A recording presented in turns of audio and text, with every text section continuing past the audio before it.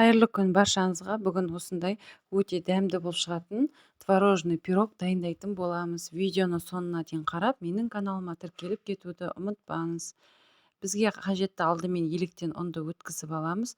Оның үстіне бөлме температурасындағы сары майды салып, қолымызбен осылай езіп, крошка жасайтын боламыз. Сары май егер тоңазытқышта тұрған болса, оны да пайдалана беруге болады. Осылай қолымызбен крошка жасап аламыз. Одан кейін үстіне 1 шай қасық разрыхитель саламыз.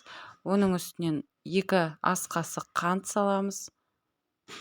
Және де үстінен 1 жұмыртқаны салып, тағы да қолымызбен жақсылап тұрып, жұмсақ қамыр илейміз. Қамыр жұмсақ болып шығады. Қолымызбен қамырды дайындап илеп аламыз. Мінекей осындай жұмсақ қамыр шығады. Енді қамырымызды 24 диаметрлік формамызға орналастырамыз. Формаға міндетті түрде пергамент қағазын төсеген дұрыс.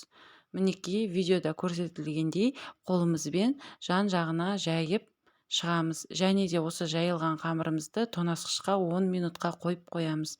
Оған дейін начинкасын дайындаймыз. Творог және үстінен қант саламыз, қаймақ саламыз, 1 жұмыртқаны саламыз.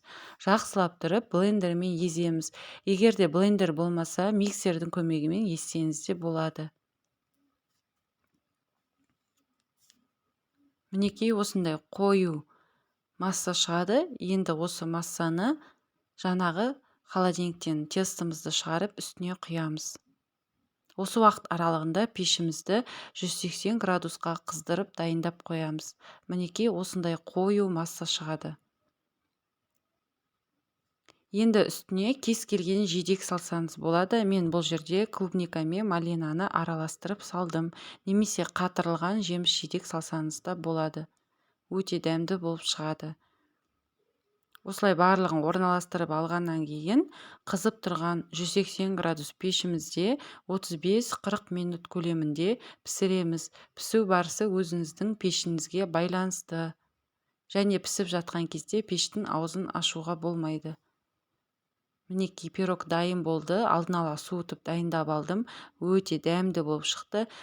Қамыры да, начинкасы да жұмсақ әрі дәмді, ауызға салғанда ерейтіндей болып шығады. Сіздерге жасап көруге кеңес беремін.